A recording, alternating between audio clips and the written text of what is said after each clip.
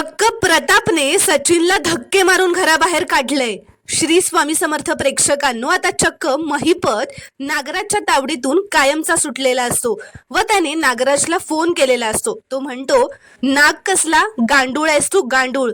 तर महिपतचा आवाज ऐकून नागराज घाबरतो, कारण त्याला सुद्धा धक्का बसलेला असतो की महिपत कसा काय सुटला। नागराज म्हणतो, महिपत तू? कारण आता महिपत सुटल्यामुळे नागराजची काही खैर नसते हे नागराजला सुद्धा कळलेलं असतं।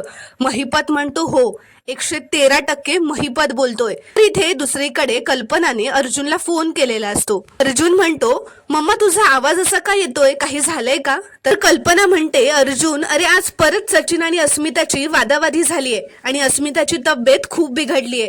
तर अर्जुन आता सचिनवर खूप चिडलेला असतो। तो चिडतच म्हणतो, आता त्याला आणखीन चान्स द्यायचं नाहीये, मी परत आल्यावर तो मला घरात दिसता का? तर इथे आता प्रताप सुद्धा सचिनवर खूप चिडलेले असतात। ते सचिनला म्हणतात, तुझ्यामुळे माझ्या मुलीला जर का काही झालं ना, तर तू फासावर कसा चढशील याची खात्री मी करून घेईन, असं म्हणत चक्क प्रतापने सचिनला धक्के मारून घराबाहेर काढलेलं असतं। धक्का मारून त्याला बाहेर हकलत ते म्हणतात की माझ्या मुलीला परत छळायला इकडे येऊ नकोस, चल निघ, असं म्हणत आता हा फ्रॉड सचिन सुभेदारांच्या घराबाहेर पडलेला असतो। पुढील भागात खूपच मजेदार असे ट्विस्ट आपल्याला पाहायला मिळणार आहेत, त्यामुळे चॅनलला प्लीज सबस्क्राईब करा आणि व्हिडिओला एक लाईक नक्की करा।